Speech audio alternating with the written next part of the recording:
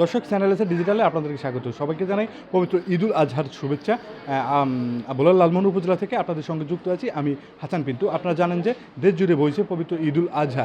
এই ঈদে ধর্মপ্রাণ মুসল্লিরা পশু কোরবানির মাধ্যমে পশু কোরবানি দিচ্ছেন ত্যাগের মহিমায় উদ্ভাসিত হয়ে। তো আমি এই মুহূর্তে দাঁড়িয়ে আছি লালমোহন উপজেলা স্বাস্থ্য কমপ্লেক্সে। ঈদকে ঘিরে যদিও বাহিরের লোকজনের মধ্যে মুসলমানদের ভিতরে ঈদ আনন্দ এবং উৎসব মুখর পরিবেশ থাকলেও এই উপজেলা স্বাস্থ্য কমপ্লেক্সের চিত্রটা কিন্তু একটু ভিন্ন।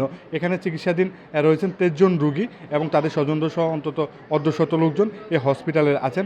তো তারা আসলে হচ্ছে সুস্থতার জন্য অপেক্ষা করছেন। তাদের কিন্তু ঈদ আনন্দ বলতে ওই ঈদ আনন্দটা নেই। তারা কিন্তু এখন শুধু কখন সুস্থ হয়ে বাড়ি ফিরবেন এই অপেক্ষায় কিন্তু তারা রয়েছেন। আমি লালমোহন উপজেলা স্বাস্থ্য কমপ্লেক্স সূত্রে জানতে পেরেছি যে এই লালমোহন উপজেলা স্বাস্থ্য কমপ্লেক্সে মোট ভর্তি রুগী রয়েছেন 23 জন এবং হচ্ছে আজকে সকাল থেকে হচ্ছে 12 জন নতুন রুগী ভর্তি হয়েছেন।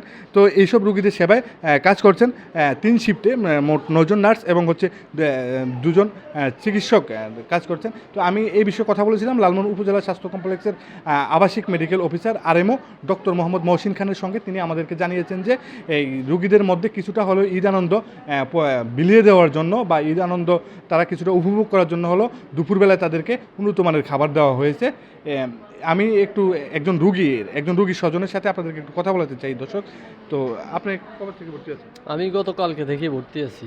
আমার ছেলে অসুস্থ, তো ডাক্তার মহসিন খান বলছেন ভর্তি হওয়ার জন্য। তো উনি ভর্তি দিয়েছেন, আছি আর কি। ঈদের এই ঈদ আনন্দ এই আমাদের হসপিটালে কাটছি। জি দর্শক, আপনারা শুনলেন যে আসলে স্বজনরা তারা চায় যে মোটামুটি তারা সুস্থ হয়ে বাড়ি ফিরবেন, এটাই তাদের এই মুহূর্তে কাম্য। তো আমরাও চাই যে তারা হচ্ছে সুস্থ হয়ে বাড়ি ফিরবে এবং ঈদ পরবর্তী সময় তাদের ভালো কাটবে। এই ছিল লালমোহন উপজেলা স্বাস্থ্য কমপ্লেক্স থেকে রুগীদের ঈদুল আজহা উদযাপনের সর্বশেষ খবর।